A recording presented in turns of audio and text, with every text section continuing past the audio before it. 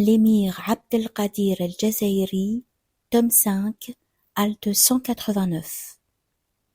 Sois patient, et ta patience n'est que par Allah. Le Très-Haut a dit, sois patient, et ta patience n'est que par Allah. Sourate 16, verset 127. Il s'agit en premier lieu d'un ordre, suivi en second lieu d'une information et d'une instruction. La parole divine s'adresse au prophète, mais c'est nous qui sommes visés. Le Très-Haut lui enjoint d'être patient, puis par une formule expective, il lui fait savoir que la patience digne de louange, agréée par Dieu et requise du serviteur, est celle qui est par Allah. Mets donc tout en œuvre pour l'acquérir. Rapproche-toi de moi par les œuvres surérogatoires jusqu'à ce que je t'aime. Car lorsque je t'aimerai, par moi tu entendras, par moi tu verras, par moi tu seras patient et par moi tu agiras.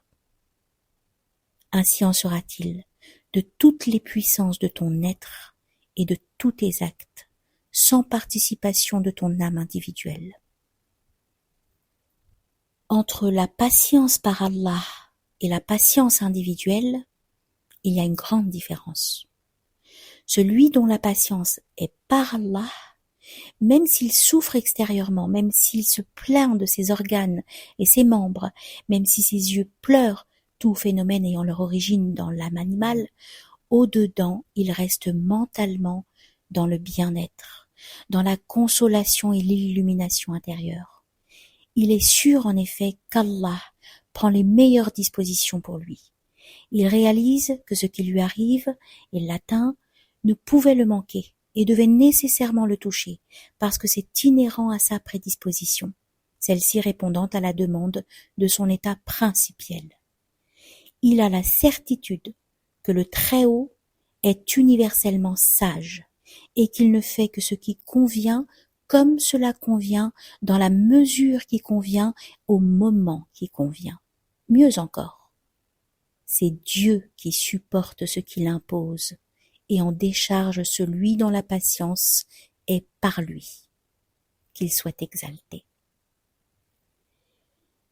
Celui dont la patience relève de l'âme, même s'il est extérieurement endurant et maîtrise son psychisme face à ce qui fond sur lui et l'atteint, celui-là est mentalement abattu, accablé, affligé intérieurement.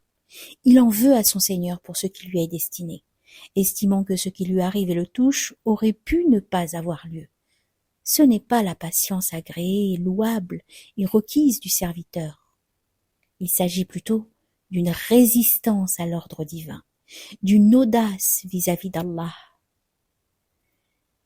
À ce propos, on raconte que Ali, malade, était en train de gémir et qu'on lui dit « Tu gémis, toi, Ali ?»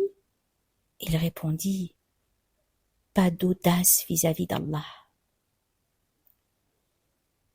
Il n'est pas possible à l'homme d'éliminer les souffrances tenant à sa nature corporelle, contrairement aux souffrances psychiques qu'il a la capacité d'éliminer. La patience fait partie des stations spirituelles accompagnant l'homme jusqu'à sa mort. Elle est générale et concerne tant le bien que le mal, dans la mesure où tout est épreuve, tentation, occasion de purification, ainsi que le déclare le Très-Haut, et nous vous éprouvons par le mal et par le bien à titre de tentation. Sourate 21, verset 35. Nous avons fait de ce qui est sur la terre une parure pour elles, afin de les éprouver et voir lequel d'entre eux agira excellemment. Sourate 18, verset 7. La patience vis-à-vis du bien, c'est le fait de demeurer constamment en celui-ci dans les limites de ce qui est défini par la loi sacrée et les indications de l'intelligence. Fait partie de cela la maîtrise des connaissances divines et des secrets seigneuriaux qui ne doivent pas être divulgués en dehors de ceux à qui ils sont destinés, et combien peu de personnes sont capables de le faire.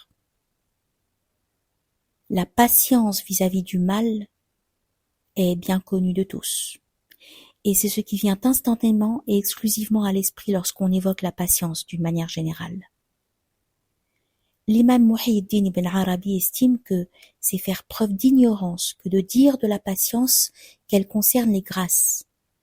Cependant, celui qui considère la définition de la patience comme un maintien de l'âme dans ce qu'elle déteste, et qui a goûté la souffrance qu'elle endure devant la difficulté qu'il y a à taire les sciences, les secrets, les dévoilements des réalités essentielles qu'Allah a données aux serviteurs, celui-là affirmera que, sans nul doute, la patience concerne aussi les grâces. Il s'agit là de choses goûtées initiatiquement. Preuve en est que certains connaissants ont déclaré « Les 9/10 du secret disent à celui auquel il s'est révélé, dévoile, divulgue, alors que le divulguer le mènerait à sa perte et à son trépas. » Chacun des connaissants traduit son expérience personnelle en exprimant son état. Telle est l'habitude de tous les initiés, qu'Allah soit satisfait d'eux. C'est pourquoi, sauf cas exceptionnel, ils ne s'accusent pas les uns les autres de faire des erreurs. Il y aurait encore beaucoup de choses à dire sur la patience.